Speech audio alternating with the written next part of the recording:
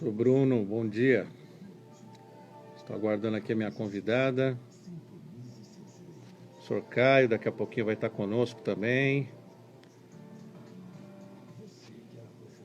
Nossa convidada já entrou, doutora Gisele. Vamos lá agora, hein?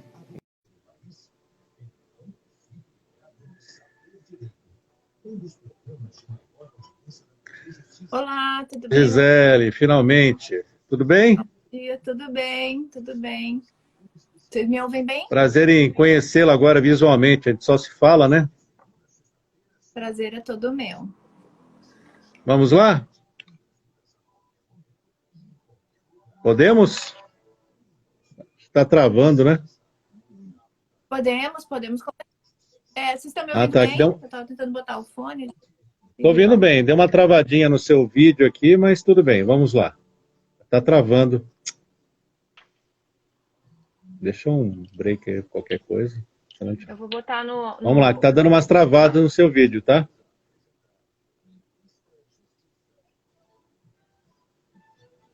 Se resolve. Troquei para o 4G para ver se resolve. E estamos de volta com a Revista Justiça, 10 horas e 12 minutos.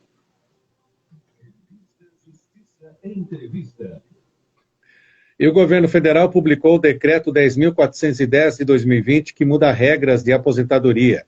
A medida regulamenta mudanças promovidas pela reforma da Previdência em regras para as aposentadorias e pensões. Vamos saber mais detalhes de algumas dessas regras e convidamos então a advogada especialista em direito previdenciário, a doutora Gisele Kravichichen, para discorrer sobre o tema. Doutora Gisele, seja bem-vinda. Bom dia. Bom dia, Sérgio. Muito obrigada pelo convite. Um bom dia a todos. É um prazer poder estar aqui conversando sobre essas mudanças importantes do direito previdenciário.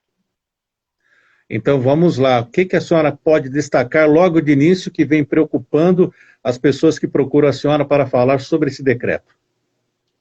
É importante começar destacando que o decreto, além de trazer as atualizações relacionadas a todas as últimas mudanças, ele fez alterações bem importantes para incluir na normativa administrativa as regras da reforma da Previdência, da emenda 103, que aconteceu no final de 2019. Então, ele consolida um monte de mudança anterior, que veio de medida provisória, instrução, portaria, e também já atualiza para aplicar as regras da reforma. E nesse contexto, o decreto ele traz alguns pontos bem importantes no tocante ao processo administrativo, ao pedido de benefício no INSS.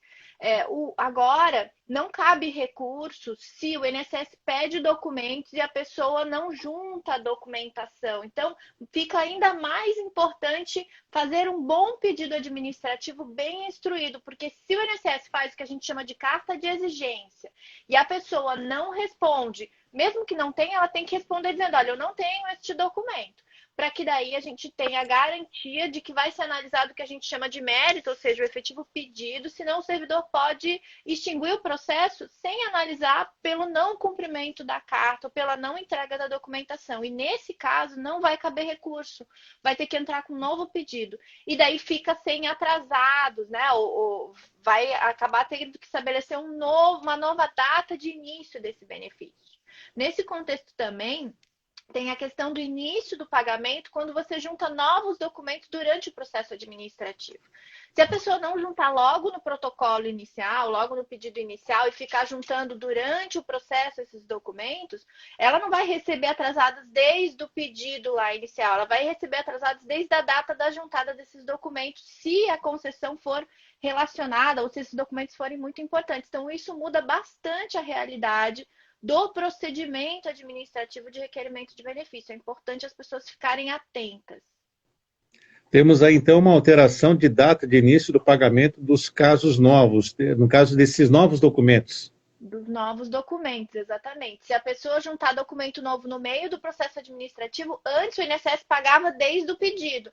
Agora não, ele vai pagar desde a juntada desses documentos. E isso pode significar uma perda de atrasados bem significativas. Então, é importante que a pessoa junte toda a documentação para fazer o pedido. A contagem também, tivemos mudanças com a contagem? Sim, bem importantes. A contagem de tempo sofreu duas mudanças principais. Uma, agora ela conta em meses, não mais em dia. Então, antes, para o contribuinte individual, para o autônomo, já era assim: se você pagava a guia naquele mês, contava os 30 dias. Mas para o trabalhador empregado, que tinha carteira assinada, contava. Se ele entrou no dia 15, eram 15 dias de trabalho, e não o mês inteiro. Agora não, agora conta o mês todo, não mais em dias, mas só para os períodos trabalhados após 13 de novembro de 2019, que foi a data da emenda constitucional da reforma da Previdência. E outro ponto importante, que vale também para os empregados, é que agora, se você contribuir naquele mês sobre um salário menor do que o salário mínimo, aquele mês não vai contar para a manutenção da qualidade de segurado, para o tempo de contribuição, para a carência, aquele mês não conta. Você tem que fazer ou um agrupamento de meses com esse valor mais baixo para tentar juntar e ter pelo menos um de valor de salário mínimo, ou complementar aquela contribuição.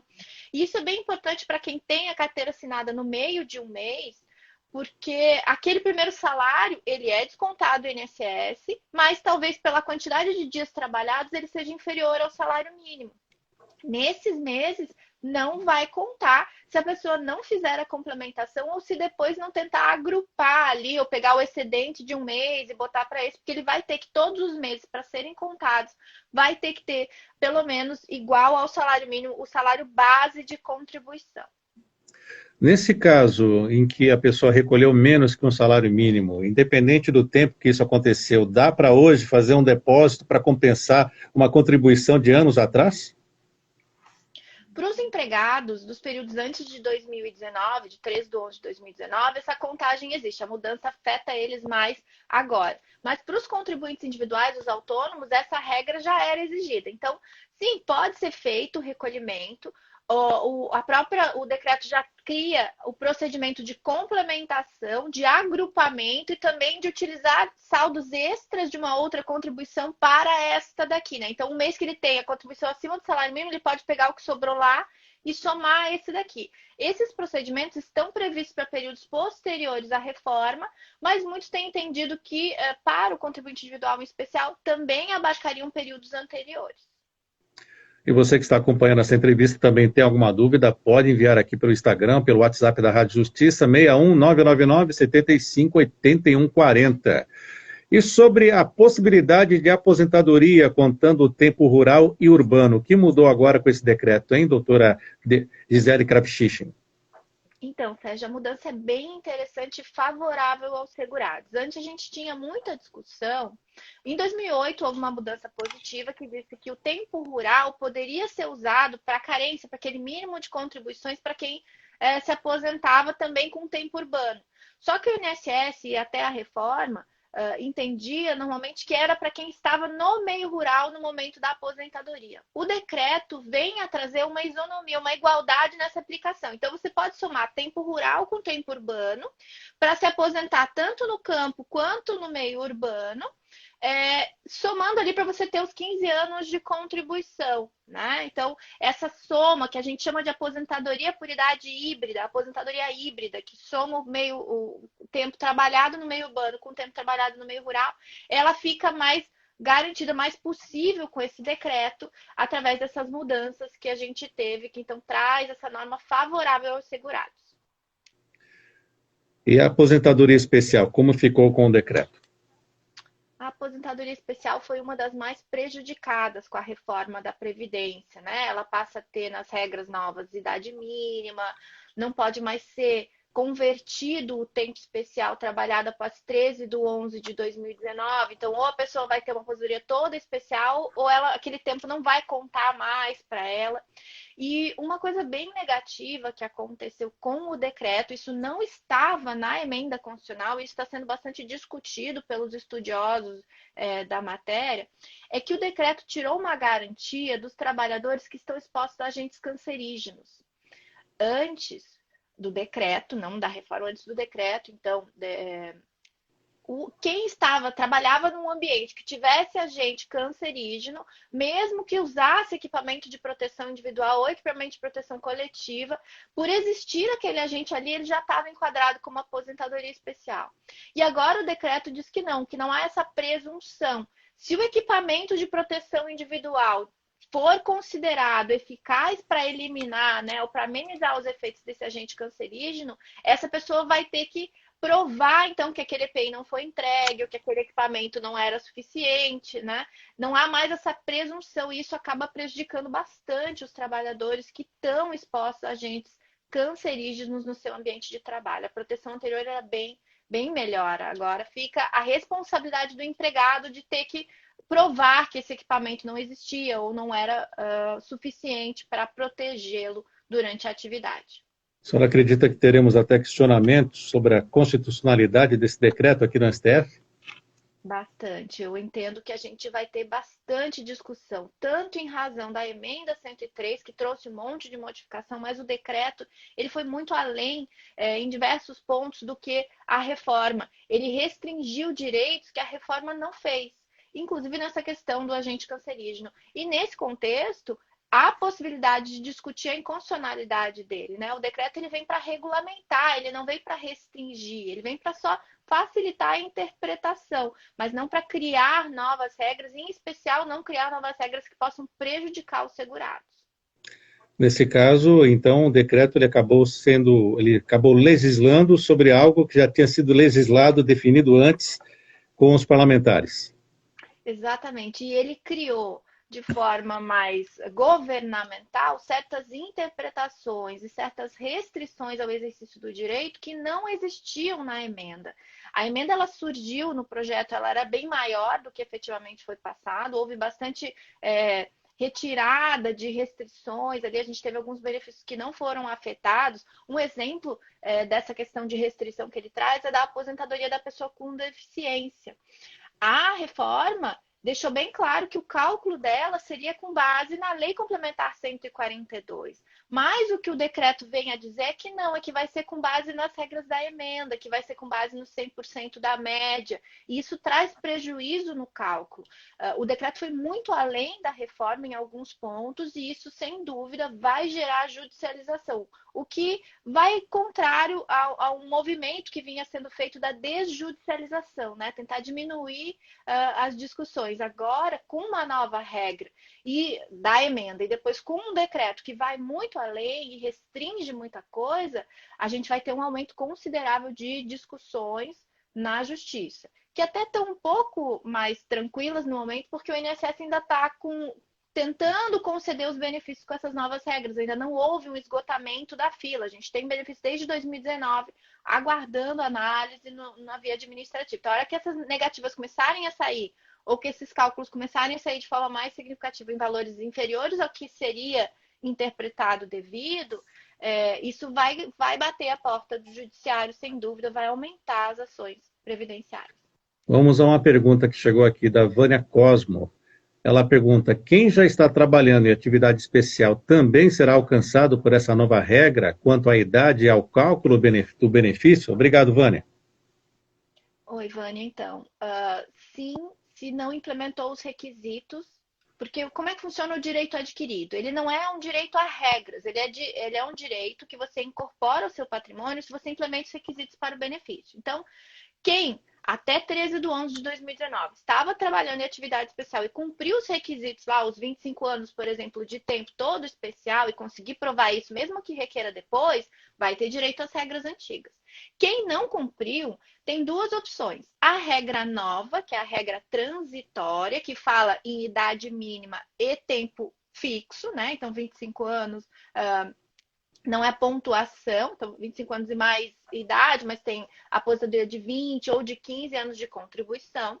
E tem também, para quem não cumpriu, estava trabalhando antes, tem também a opção da regra de transição.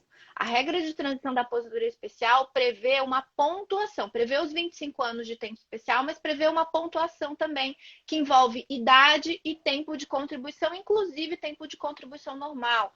Então, não é que ela vai ter que ter a nova regra, ela tem direito, talvez, a uma regra de transição se ela estava trabalhando antes. Agora, se ela não cumpriu os requisitos, ela vai ter que se adequar, de alguma forma, às regras da emenda, seja transitória, seja de transição. Uma outra pergunta, Durval de Almeida. Professora, sei que a pergunta está fora da live, do tema da live, mas queria saber de você sobre o processo de revisão da vida toda que recentemente subiu para o STF. Então, o processo foi afetado como representativo ali, então, como repercussão geral. Não tem previsão de julgamento. Uma coisa interessante no processo é que não houve o julgamento da matéria no mérito pelo plenário virtual, né? O voto do ministro Toffoli é no sentido de afetar como repercussão geral. O processo ainda está em análise ali, os demais ministros ainda têm que se manifestar, mas entendo que o tema provavelmente vai ser sim levado a julgamento a plenário. O que está acontecendo agora não é o julgamento de mérito, é só para saber, para eles dizerem se eles vão julgar. Eu, pessoalmente, entendo, e eu tenho decisões recentes, até do ministro Marco Aurélio e de outros ministros, dizendo que a matéria não é constitucional. E não é mesmo, é uma interpretação da Lei 8.213 e da Lei 9.876.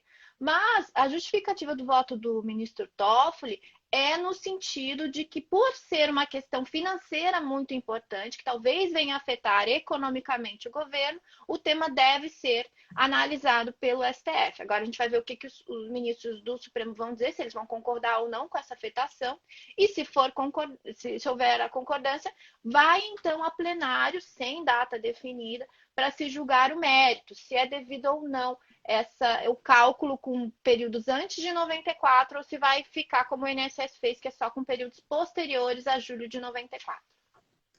Doutora Gisele, para nós, né, que temos os nossos filhos e ainda não começaram a trabalhar, qual conselho que a senhora deixa para um planejamento de aposentadoria? Vai para a privada, complementar? Como é que ele faz isso para o planejamento futuro?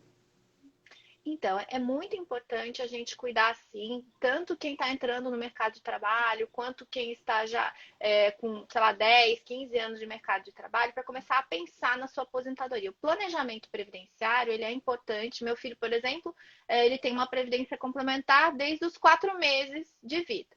Mas algumas dicas com relação à previdência complementar procure previdências fechadas, de preferência. Evitem previdências abertas, aquelas dos bancos, porque essas têm os contratos e as formas ali de benefício não tão favoráveis, porque existem fins lucrativos nessas entidades de previdência. Então, previdências fechadas sem fins lucrativos costumam ser mais vantajosas lá no final do valor do benefício. E eu acho que, em paralelo com a previdência complementar, a gente tem sempre, porque previdência não deixa de ser investimento. Então, a gente tem que ter um valor que vai ser investido, talvez uma previdência complementar, mas tem que ter também um plano de investimento, às vezes um tesouro direto, que tem títulos ali por R$ 30, R$ 40, que você pode pegar, às vezes, um valor por mês e ir depositando, né, e investindo nisso para garantir que você tenha uma qualidade de vida na aposentadoria e para garantir que o seu filho, né, quem está próximo de você também tenha.